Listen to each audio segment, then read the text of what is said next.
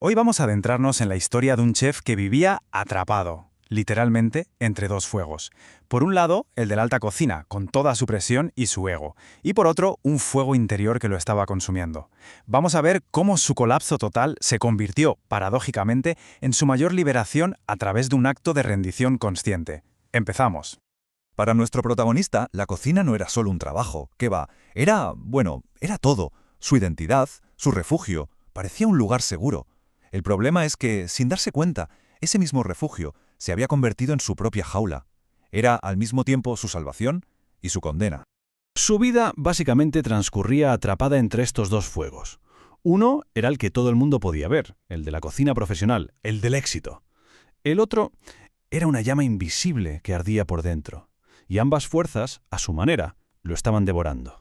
Fijaos, por un lado teníamos el fuego visible, el mundo de la alta gastronomía, la presión constante, el ego siempre afilado, un juego de éxito y fracaso sin fin.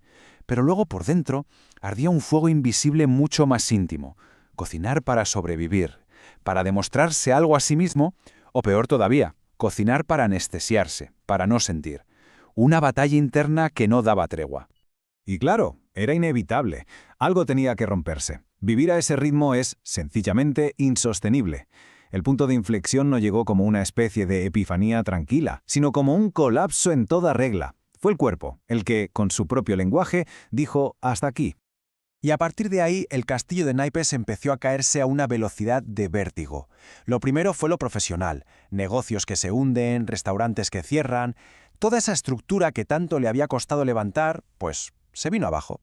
Después, el golpe llegó al plano personal. Pérdidas familiares, rupturas. Si la cocina era su refugio profesional, sus relaciones lo eran en lo emocional. Y de repente, ¡zas!, también desaparecieron. Y finalmente, cuando ya parecía que no quedaba nada más que perder, el cuerpo claudicó. La enfermedad apareció como la factura inevitable de años y años de tensión física y emocional acumulada. Y este es el punto más bajo, el momento extremo. Llegar a estar clínicamente muerto y regresar. Es que no se puede describir un límite más claro que este. Un instante que lo cambió absolutamente todo. Cuando ese personaje que había construido se derrumbó por completo, no quedó nada, solo silencio. Y en ese vacío, ya libre del ruido del ego y de la presión, pudo por fin escuchar una verdad que siempre había estado ahí, que cocinar, en su forma más pura, siempre había sido su meditación.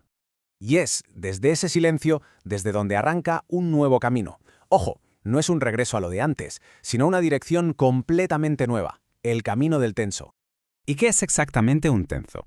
Pues mira, en el budismo zen es mucho más que un cocinero. Es la persona que cuida de la comunidad transformando el acto de alimentar en una práctica espiritual.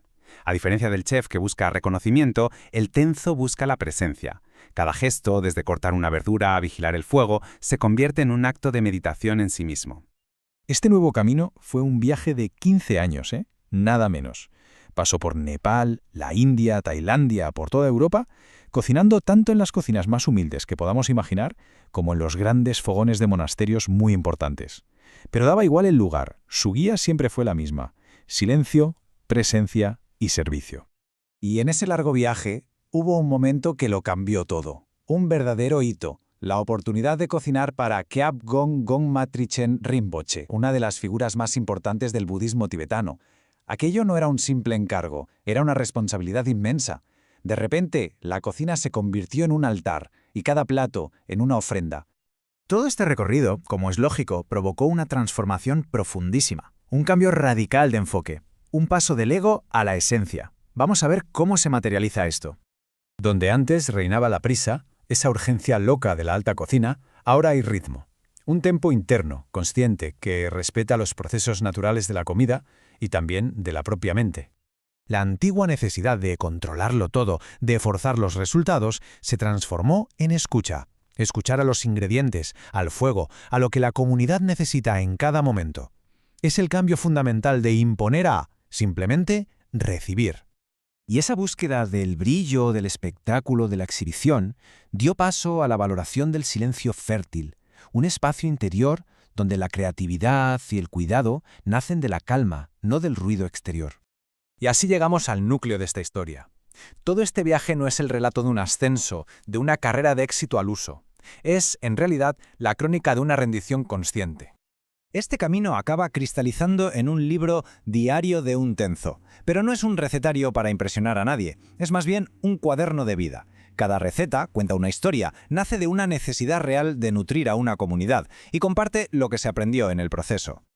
Todo esto culmina en un concepto clave, que es Shempen. Es un término tibetano que significa algo así como beneficiar a los demás sin perderse a uno mismo en el proceso. Es la antítesis de su vida anterior, donde se perdía constantemente en el ego para servir a otros. Ahora, cocinar se convierte en una práctica de compasión aplicada, tanto hacia los demás como hacia sí mismo. Y con esta frase cerramos el círculo. El fuego, que al principio era una fuerza destructora por fuera y por dentro, se transforma. Deja de quemar para empezar a dar calor, a aclarar un hogar, un centro, una metáfora potentísima de todo su viaje. Y para terminar, dejamos esta pregunta en el aire. ¿Y si la cocina, o cualquier otra práctica cotidiana que hagamos, pudiera ser en realidad un camino de regreso a casa? A un lugar de presencia, de calma y de verdadera conexión. Una idea para darle vueltas.